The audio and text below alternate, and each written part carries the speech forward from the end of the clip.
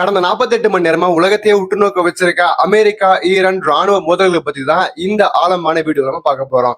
எந்த பக்கமும் சாயாம வெறும் உண்மைகளையும் தரவுகளையும் வச்சு இந்த உச்சகட்ட பதட்டத்தை நாம உடைச்சு பார்ப்போம். நேரடியாக வீடியோக்குள்ள போகலாம். இந்த விஷயத்துல வீரியம் என்னன்னு உங்களுக்கு புரியணும்னா ஐஆர்ஜிசி கடற்படை விட்டுருக்க இந்த கடுமையான எச்சரிக்கையை கொஞ்சம் கவனிங்க. ஹார்மோஸ் ஜலசந்தியை நெருங்குற எந்த கப்பலா இருந்தாலும் கடுமையான நடவடிக்கை சந்திக்கும்னு சொல்லியிருக்காங்க. உலகத்தோட மிக முக்கியமான கப்பல் போக்குவரத்து பாதைகள்ல இதுவும் ஒண்ணு. இதோட தாக்கம் எப்படிப்பட்டதா இருக்கும்னு நீங்களே கொஞ்சம் கற்பனை செஞ்சு பாருங்க. இந்த நெருக்கடியை நாம எப்படி புரிஞ்சுக்க போறோம்னா, முதல்ல ஹார்மோஸ் ஜலசந்தி விவகாரம், அடுத்து இந்திய கப்பல் மீதான தாக்குதல், அப்புறம் ராணுவ மோதல்கள், முரண்பாடான தகவல்கள், கடைசியா அந்த அரசியல் வார்த்தை போர். இப்படி 5 கட்டமா இதை பார்க்க போறோம். முதல்ல ஹார்மோஸ் ஜலசந்தியில நெருக்கடியில இருந்து ஆரம்பிக்கலாம். உலகத்துக்கே மிக முக்கியமான பாதை மூடப்பட்டதை பத்தி பார்ப்போம். இப்போ ஐஆர்ஜிசி தரப்புல இருந்து என்ன சொல்லியிருக்காங்கன்னா, ஹார்மோஸ் ஜலசந்தியை உடனடியாகவும் முழுமையாகவும் மூடுறதா அறிவிச்சிருக்காங்க. அதாவது பிராந்திய பாதுகாப்பு இல்லாத இந்த சூழல்ல எந்த ஒரு வணிக கப்பலோ எண்ணெய் கப்பலோ அந்த பக்கமா வந்தா அது எதிரிகளுக்கு ஆதரவானதா கருதப்பட்டு கடுமையான ராணுவ நடவடிக்கை சந்திக்கும்னு ரொம்பவே வெளிப்படையா எச்சரிச்சிருக்காங்க.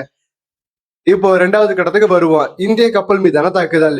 பெரிய பெரிய அரசியல்வாதிகளுக்கும் தளபதிகள் நடுவில் நடக்கிற இந்த மோதல்ல சாதாரண மனிதர்களோட நிலைமை என்னங்கிறத பார்க்கலாம். இங்க நீங்க முக்கியமா கவனிக்க வேண்டிய நம்பர் 24. உண்மையிலேயே சொல்றேன், இது வேறு நம்பர் கிடையாது. ஓமன் கடற்கரைக்கு பக்கத்துல அமெரிக்க நடந்த தாக்குதல சிக்கிய செப்பிலோ வணிக கப்பல்ல இருந்த இந்திய மாலுமிகள் எண்ணிக்கை. 2 நாடுகளுக்கு இடையிலான பகையில எந்த சம்பந்தமும் இல்லாத மனிதர்கள் எப்படி சிக்கிறாங்கன்னு பாருங்க. இதுல ஒரு சின்ன ஆறுதல் என்னன்னா, அந்த 24 இந்திய மாலுமிகள்ல 21 பேரை பத்திரமா மீட்டுட்டாங்க. ஆனா ரொம்பவே வருத்தத்துக்குரிய விஷயம், 3 மாலுமிகளை இன்னும் காணோம். ரொம்ப ஒரு ராணுவ மோதலோட நிஜமான மனித விதி என்னங்கிறது நமக்கு தெளிவா காட்டுது. இந்த சம்பவம் நடந்த உடனே இந்தியா சும்மா இருந்ததில்ல, நேரடியா களத்துல இறங்கிட்டாங்க. வணிக கப்பல் மேல நடத்தப்பட்ட இந்த தாக்குதலை கடுமையா கண்டிச்சு இந்திய அரசாங்கம் அமெரிக்க தூதரை நேரில் வர வச்சு தங்களோட கடுமையான எதிர்ப்பை பதிவு செஞ்சிருக்காங்க. ராஜதந்திர வட்டாரங்கள்ல இது ரொம்பவே ஒரு முக்கியமான நகர்வு. அடுத்ததான் 3வது கட்டம், ராணுவ தாக்குதல்களும் பதிலடிகளும். இந்த மோதல் நாளுக்கு நாள் எப்படி ஒரு பெரிய போரா மாறிட்டு இருக்குன்னு பார்ப்போம். கடந்த 2 இரவுகளா என்ன நடக்குதுன்னு பாத்தீங்கன்னா, ஒரு பதிலுக்கு பதில் தாக்குதல் நடந்துகிட்டு இருக்கு. ஒரு பக்கம் அமெரிக்கா தொடர்ந்து 2வது நாளா 18 ஈரானிய இலக்குகள் மேல குறி வச்சு தாக்கியிருக்காங்க. அதுக்கு கொஞ்சமும் சலிக்காம ஈரான் என்ன செஞ்சிருக்காங்கன்னா, பஹ்ரைன்ல இருக்க அமெரிக்காவோட 5வது கடற்படை தளத்து மேல 3வது முறையா தாக்குதல் நடத்திருக்காங்க. நிலைமை எப்படி கைமீறி போகுதுன்னு பாருங்க. இப்படியே தொடர்ந்து குண்டு வீசுறதுக்கு அமெரிக்க தரப்புல இருந்து என்ன காரணம் சொல்றாங்க தெரியுமா?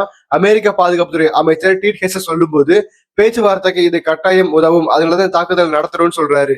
அதாவது ஈரானை எப்படி பண்ணியாவது ஒரு ஒப்பந்தத்துக்கு வர வைக்கிற ஒரு அழுத்த உத்தியா இதை பயன்படுத்துறாங்க. இப்போ 4வது பகுதி, முரண்பட்ட தகவல்கள். எந்த ஒரு போர் சூழலையும் உண்மை அவ்வளவு சீக்கிரம் வெளியில வராது. அந்த போரின் குழப்ப நிலையை பத்தி இப்ப பார்க்கலாம்.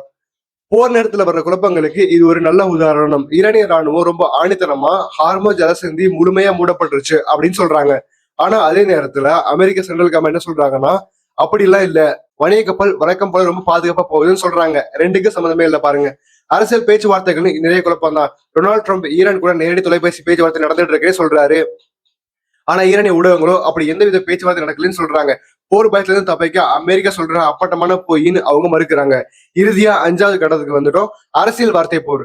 களத்தில் நடக்கிற ராணுவ தாக்குதலுக்கு பின்னால இருக்க இந்த வாய்வீச்சுகளையும் அதோட யதார்த்தத்தையும் பார்க்கலாம். இப்ப டொனால்ட் ட்ரம்ப் ரொம்ப பகிரங்கமாவே ஒரு அச்சுறுத்தலை விடுத்திருக்காரு. அதாவது ஈரான் உடனே ஒரு அமைதி ஒப்பந்தத்துக்கு வரலைன்னா அமெரிக்கா தன்னோட தாக்குதலோட திசையை மாத்தும்னு சொல்லியிருக்காரு.